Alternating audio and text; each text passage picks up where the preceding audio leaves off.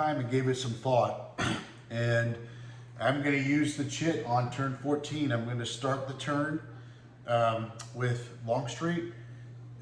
Now remember, his chit on day 2 did something different, if you remember. Day 2 was more about letting him activate a unit and letting him get the jump up.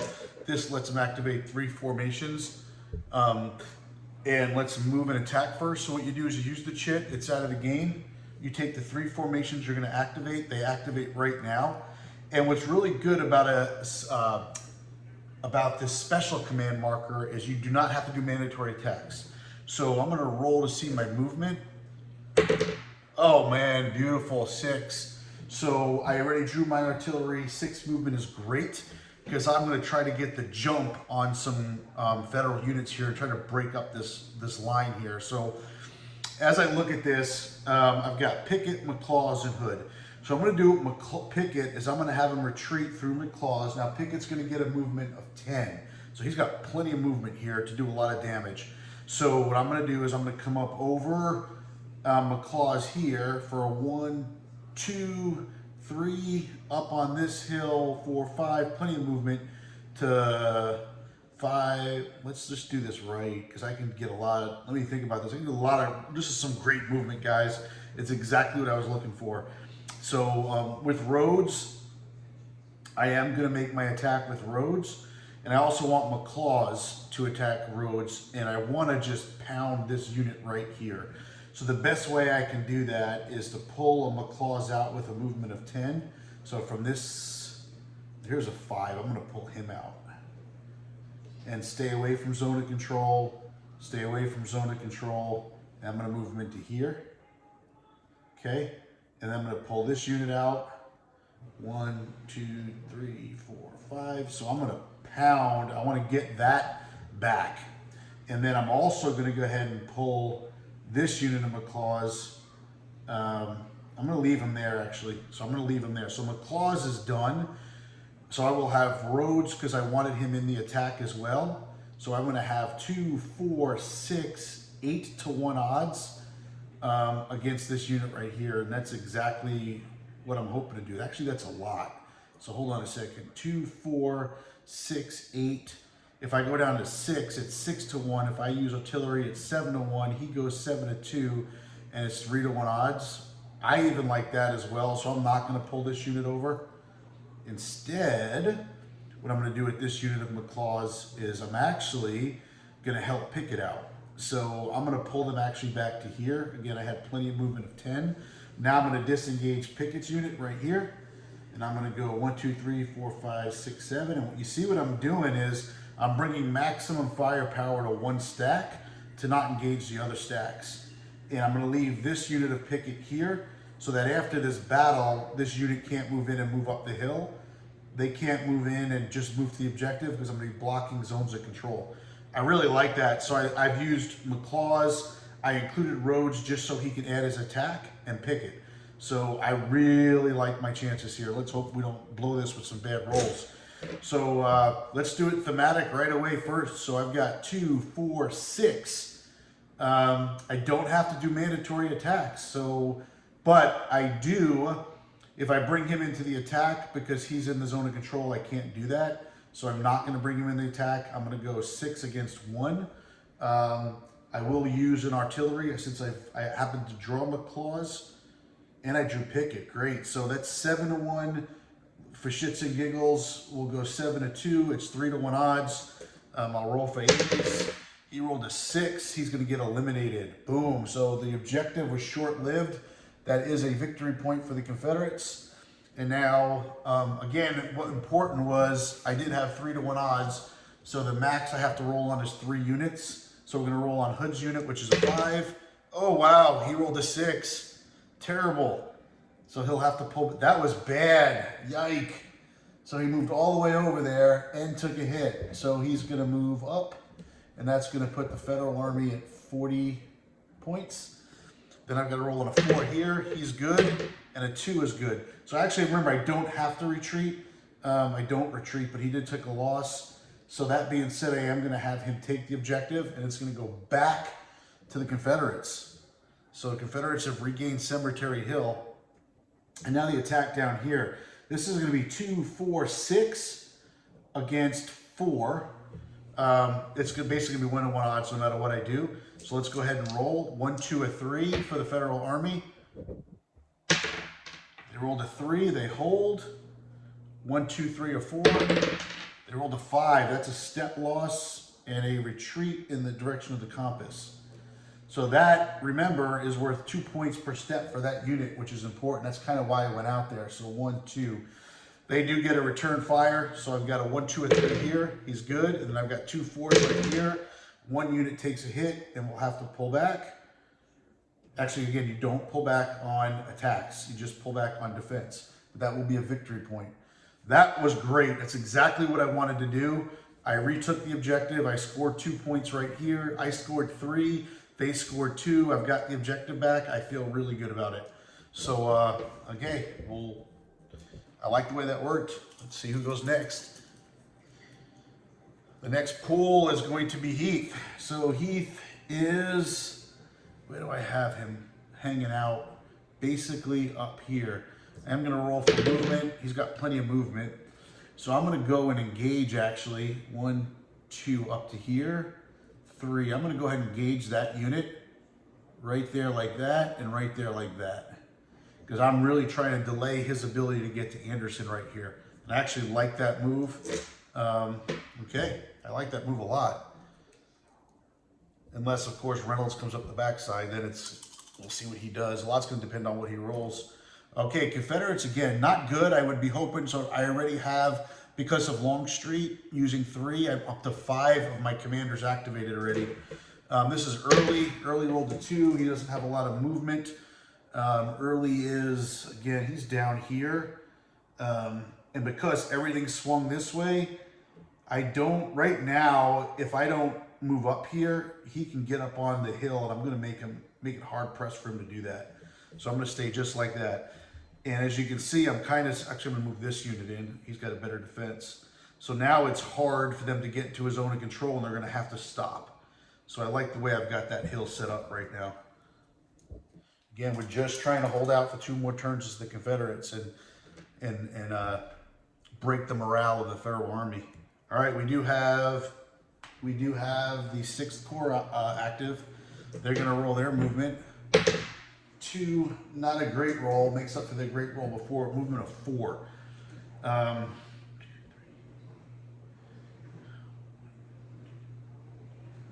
right, we're going to go, and we really want to get the hill, but we can't get up there. But we're going to try, man. We're going to go basically, all right, we're going to do what they did to us. No, we can't. That's a 2 chip against a 1, and a 2 is a 3. Culp's Hill is sitting right there. Man, we got to go for it. We're going to move these units right here and stop. We're going to move these units right here and stop. And then we're going to go 1.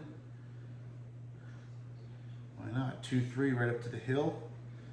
And then we're going to move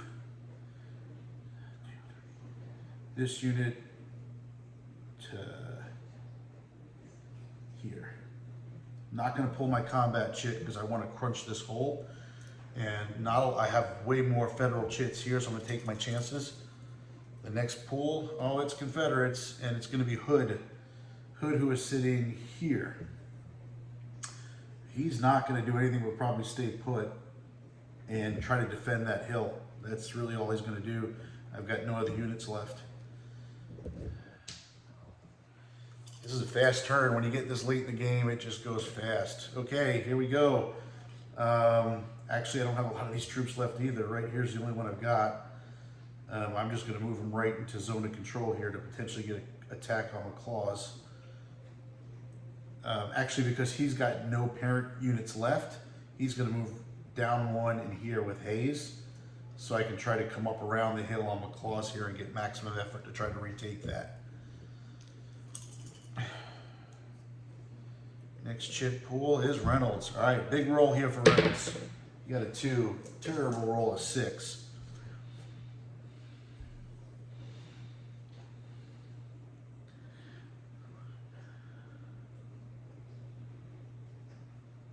Yeah, I'm gonna try to come around. So unfortunately, I can only get to here. I can't go here. I'd have to stop. So I'm gonna go 1, 2. And I'm gonna bring these units and go 1, 2, 3, and we're gonna drop them right in here. So I did earlier. I predicted this battle splitting into two. The way it was working out, it really did. Right now, there's a clear lane north and south of, really this is, I'm thinking this is east and west of Gettysburg. Interesting. Still not going to pull my combat chit. I really want to get the 12th Corps up and moving. I got Pender. Where is Pender at? Pender was up here somewhere. There he is. He's going to stay put. Actually, I think I moved him before with Heath, so that worked out fine. My next role is going to be Anderson. It's my last Confederate chit, so if I'm going to do a combat, it's right now. Let's see what Anderson gets to move.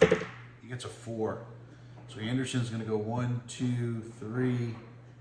All right. 3, 1, 2, 3, 4. Let's do this attack here, man. I think we're going to pull our combat chit. Because if we can knock these units back, that'll remove this threat. I left it open.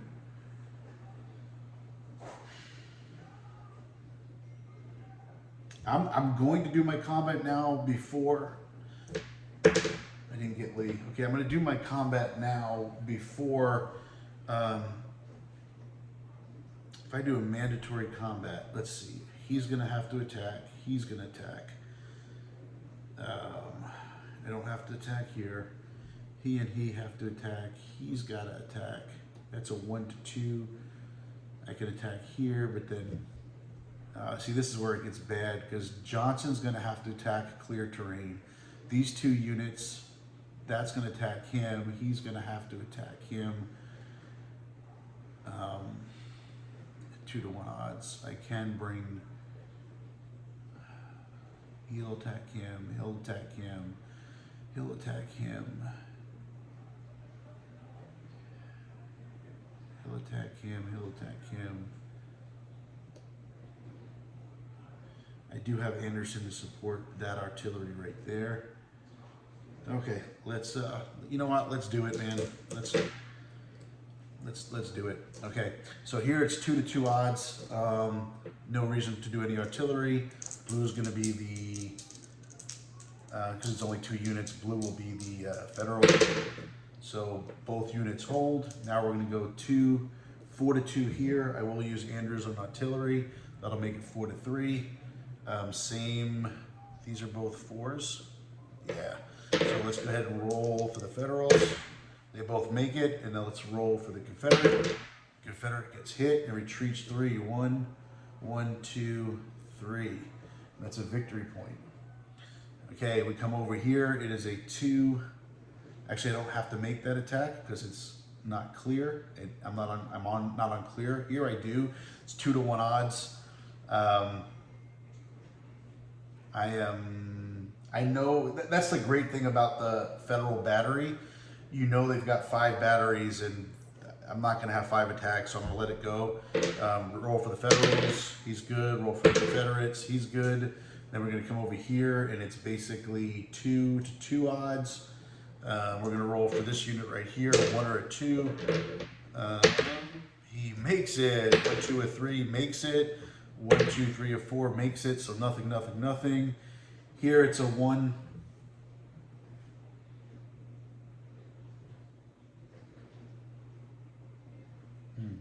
I thought I used Anderson's artillery already. Maybe I'm out of my mind.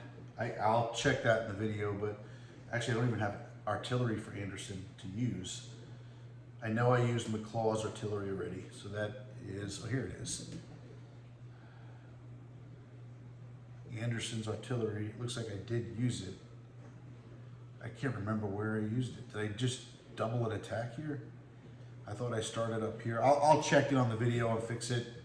So here's a 1 to 1 odd. So 1, 2, 3, or 4. I'm good. The Confederates 1, 2, 3 eliminated. 1, 2, 3, 4, 5. He's good. So that's another eliminated unit. And then over here it's a 1 to 1, 1 to 3. I'm 3 to 2. I don't have artillery to use. The Federals do, so it's 1 to 2 odds. So they're gonna get basically a -1 to their roll. So he's fine, and he's fine. And the Confederates are +1 to their roll. So he's good. 2 1s. Wow, look at those rolls. Axis and Allies, anti-aircraft. All right, that's all done here. I'll check the video on that, make sure I did this side right. Coming down to here, I definitely wanted to do some damage here. So I've got 2 against 3, which is 1 to 1 odds right here. Okay, 1 to 1 odds. I will use artillery to go. I have 2 to 3. Now, I'm not going to use artillery. There's no reason to. 2 to 3. Okay, so it's 1 to 1. I'll roll for the 4 unit. He's eliminated. The 3 unit. Oops. Also, he takes a hit and must retreat 3. 1, 2, 3. 3 to be 3 away. That's 2 hits. That's 4 points for the Confederates. So 6, they move up to 50. That's big. These units getting hit, okay, not good. All right, return fire. Claws is hit and drops back 2. 1, 2. That's a victory point for the Federals. Okay, and then down here I've got 3 against 4. So we'll roll on this unit. 1, 2, 3, 4. He's good. 1, 2, 3. He takes a hit and drops back. Basically 1, 2, 3 to here, and that's 2 more victory points. Oof. And then I roll back. I got a 4 and a 4. So let's go roll. First one, second one. He takes a hit. He's not going to occupy the space. Oh, you know what? No, I'm not.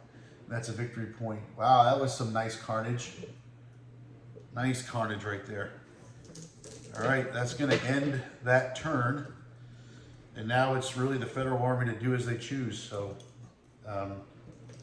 up first is going to be the 2nd Corps. They rolled a 1, they're going to move 4. They're going to go 1, 1, 2, 3. 1, 3, 1, 1, 2, 3. So I'm definitely going to try to do a massive attack here to get up this hill. Next chit pool is going to be the 12 Corps, who's up there. They rolled a 3. I believe it's a 6th movement. Yep. So we're going to move up basically 1, 2 and get Pender almost surrounded. Yeah, like that. Next pool. Well, I know he's not going to move, so it's left with my diamond, and my diamond is the 3rd Corps. He rolled a 2. So moving to 4. And they're really all in position as it is. They're not going to do anything else. Well, you know what I might want to do? Well, if I launch my attack, I'm going to have mandatory attacks everywhere. And I am going to do my combat, so let's do it. Okay, let's start, try to retake. Well, let's start down here. So Early's going to try to hold off. I've got 1, 2, 3, 4, 5 against 3. I will use artillery to make it 6 to 3, which is 2 to 1 odds. He has the +1 because of the hill, so 6 to 3. I do have artillery, thank God I can use in return. So 6 to 3 becomes 6 to 4, which puts it back to 1 to 1 odds. Anybody's game. So we'll roll for Early. 1, 2, 3, 4, or 5. He holds. 3 to 1 odds, I have to roll for 3. So let's go on these units. 4, 4. No, I'm not going to roll on the 3. I'm going to start on the 5. He's good. The 4. He's good. The 4. He's good. So everybody holds. Massive attack did nothing here. All right, I'm going to swing this way. And I'm going to put all this on this unit right here. So 1, 2, 3, 4 against 2. He's on the hill. It's 4 against 3. Artillery's not going to matter in this standpoint. So I'll roll for the Confederate. 1, 2, or 3. He stays. Did I roll for early? I'm pretty sure I did. He's good anyway. All right, so he lasted. 3 units are going to roll back. We're going to roll for the 4. He's good. We're going to roll for the other 4. He's good. And then we'll roll for a 3, and he's good. So nothing happens here. These 2 units attacked here. And then this unit in the clear is going to attack the objective again. So it's 1, 2 against 1, 2. So 1, 2, 3, 4, or 5, and he holds. You know what? Maybe it's time to get up on the hill. That's a better attack odd right here, even though I don't get the objective. So I'm going to go for that. 1, 2, 3, or 4 to get that that unit safe. Anything else, he has to pull back. 5. That worked out great because that unit wouldn't have taken a hit. He does and pulls back 1. That will be a victory point for the Federal Army. All right, I do have to roll a 4. Oh, eliminated, and a 1 or a 2, and hit, and eliminated. Oh gosh! All right, 2 victory points for the Confederates. 1, 2. So they were able to push the unit back, but kind of got mutually destroyed in the process. Yike! That stunk. That stunk. All right, I got a 2 against a 2 here. Let's go ahead and roll for these 2 Confederate units. Both make it, and now for the Federal unit, he makes it. So nothing happens here and here. I will do an attack here, even though I don't have to. It's going to be a 4 against a 1. He's up on a hill. It's going to be 4 against 2. He has got the... it just looks like a regular hill. 4 against 2. And does the creek do anything? No. So it's a 4 against 2. So it's 2 to 1 odds. I will use artillery to make it 5 to 2. And because I don't know if they have artillery and they don't, so it stays 2 to 1 odds. So 2 to 1 odds right here on this unit. He is a 1, 2, or 3. He rolls a 2. He is +1 will be 3. He's fine. These units are a 3 and a 4. They're going to be -1 to the roll. So 4 on a 3 is good, and a 1 is good. So nothing happens here. So all these attacks are now finished up. We move up here. All right, I've got 2 to 1 odds right here. I'm not going to use artillery. No one has artillery to use. So 2 to 1 odds. Let's roll for the Confederate. He rolls a 4. Normally that's good, but because of the odds, he's going to take a step loss and have to pull back. That will be a victory point for the Federal Army. And then a 1, 2, 3, or 4. He's good. 1, 2, or 3. He takes a loss and must pull back 2. And that will be a victory point for the Confederates. Okay. Staying and moving around.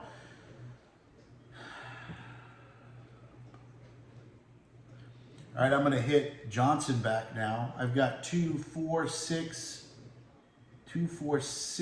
against 2.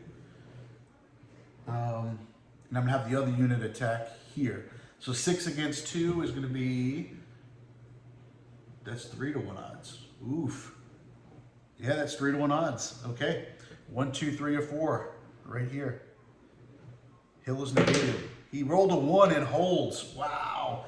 All right, 3 units back. 2 4s right here. 1 unit takes a hit, has got to retreat 2. And then the other unit right here is fine. That's another victory point. Boom. And then I'm going to use the other 2 unit to make it 3 against 2. I'll use artillery to make it 4 against 2. No artillery that I can use here. 4 against 2 is 2 to 1. Confederates roll. He rolls a 3 plus 1 is 4. He's okay. We'll roll back. 1, 2, 3, or 4. He's good. 1, 2, 3, or 4. He's good. All right. Now we're going to come to this unit, and it is 1, 2 against 2. 2 to 2, so 1 to 1 odds. 1, 2, 3, or 4. He takes a hit and must pull back. Can't stop in a zone of control, so we'll move to here. And that'll be a victory point for the Federal Army. And then he will get to return to these units. So a 2 and a 3, the 2 first. Look at that roll. Those units are rolling great. And the 3 gets saved because of the odds. So I can move in advance, and I will. Actually, I'm only going to advance 1 unit. There we go. Okay, cool. Now I come down to here, and it's basically 1-to-1 odds. I'll use artillery to make it 2-to-1 odds. He's got nothing back, so I may get lucky right here. He's rolling a 4. He's going to have a +1 to his roll. He rolls a 6. Anderson loses that unit, eliminated. Another victory point. I'm a 1, 2, 3, 4, or 5. I rolled a 4, I'm good. And then we come down to the last battle right here, and I've got 3 against 1. I'm gonna put them both on here. I don't have to attack here, and I'm not going to. 3 on 1. I am gonna use a battery to make it 4-to-1 odds. So, wow, 4-to-1 odds, yike. You know, I can make this even more brutal because I can go 2-to-1, 3-to-1. I'm gonna stay 4-to-1 odds. I'm not gonna do overkill. So he basically needs a 1 to survive right here. Can you believe it? Can you believe it? Wow, he survives. Unbelievable. Attacker loss limit is 2, so I have to roll on the Wadsworth, which is a 1, 2, or 3, is good. And then Doubleday, who's a 4, rolls a 5, but with his overwhelming odds and modifications, he's good. That was pretty freaking awesome, man. You look at the score right now. Confederates are at 56. 56 plus 8 is 64. So 64, and the Federal Army is at 48. 48 and 7 is 55. So big lead taken by the Confederates. Big part of that was because of those units worth 2 points apiece. And man, yeah, now that I rethink that, maybe I should have just posed a threat, but never actually got him in combat range because that sucked. That all being said, there is an objective at risk, I feel, right here. And I still think this objective's up for grabs. And I think the game's going to come down to that. So we're going to move to turn 15. This turn and the next turn will be the last turn. I'm going to reset the artillery. I will get everything else reset up again for you guys for next turn. But this is coming down to a doozy of a wire. Right now, the Federal Army has got to get at least 1, if not 2 more of those objectives. I think at least 2 to have a chance and start to inflict some severe casualties on the Confederate Army. See you guys next time. Thanks. Okay, as we go into next turn, there's a couple of things to note. When a unit activates, it has to be within 4 or 3 intervening hexes, so 4 total if you count that right. So for instance, early and this unit of earlies, when I activate them, can both move and attack because they're within 4 of each other. There's nothing, there's no enemy blocking their zone of control or terrain penalty. But if you look at McClaws here, even though it looks like I am 1, 2, 3, 4 to McClaws, that hex is in an enemy zone of control, so I can't trace my path through there. So is that one because of Tompkins. So right now, if I were to activate McClaws, I can move and attack with him, or I can move and attack with them, but I can't do both because someone's out of formation. And in this case, it would be this unit. So he would get, when his activation comes, this add a command marker. You'd put it on top of him to remind you of that. And I think all they can do is move and can't attack, and can't move next to enemies' units. So now let's look at Pickett here. You might say, am I in the same boat here with Pickett? And I am. If Pickett were to activate right now, this unit couldn't participate in this attack, if I'm understanding the rules right, because I have to connect within 4 to the rest of my unit, and that hex is in the zone of control of Tompkins. So when it's my turn, it's very important that I close some of those gaps if I'm the Confederate player. I don't see that really on the Union side. I think they're really much tighter in formation. and no one's zone of control is in jeopardy, and their formations are intact. So you can see across the board, if a federal unit gets into 38-14, that's going to block the zone of control because the zone of control will exude to 39-13, and R.H. Anderson would be out of formation. So that'll be interesting to watch as we go into this final turn, because movement and turn activation will be key. Before we move into the late afternoon, after rechecking the rules, we actually have a victory. So let's talk about that. A couple of ways to win the game. Automatic victory is basically if the Confederates can get 10 brigades off the map, it's a way for them to get an automatic victory. Alternatively, the first player to score a number of casualty victory points equal to or greater than their automatic victory target achieves the automatic victory. So the automatic victory for each side in this game is 40 points. So you take 40 points, and then you add the delayed victory points on top of that for your opposition. So for instance, the Confederates would need 40 points to win the game, but there is currently 7 delayed victory points. So they would need 47 points to win. Well, they currently have 56 points, so they've exceeded that. However, the Federal Army would need 40 points to win, plus the delayed victory points of 8, so they would need 48. But guess what? They've got 48 points. So they're both tied. So once they're both tied, the next tiebreaker you go to is basically amount of total casualties. And you can see the Confederates are going to win that one with a 56 against the 47 or 48. Those double point losses for the 6th Corps played a big part of that. So I think if I played this again, I would use the 6th Corps to threaten, but not to expose myself to victory points. So the Confederates will win this one, even though, and now I'm going to pull it back, I took all the remaining chits. So you can see, and I lined them up as best I could. So you can see even with one chip from one formation each, then you got some there, 3-3. And then you can see here, very much even units left on the board. But here's where the Federals start to pull away. So the Federals are going to end this game with considerably more chits available to them. But they look at the battlefield, they look at the objectives, they look at their casualties, and much like an overwhelmingly amount of Union battles before Grant gets to the east, the Union is in a position with more troops, but feels like they're being outmatched by Lee, and they decide to pull back and let the Confederates have the victory in this case, even though they've got more than enough troops left that they could probably pursue and probably wrap this up. But much like history, not Gettysburg in particular, but in many of the Civil War battles before Grant gets east, be it Chancellorsville or others, the Bull Runs as well, the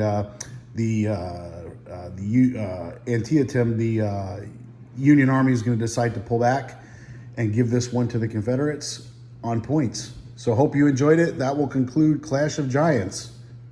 Have a great day.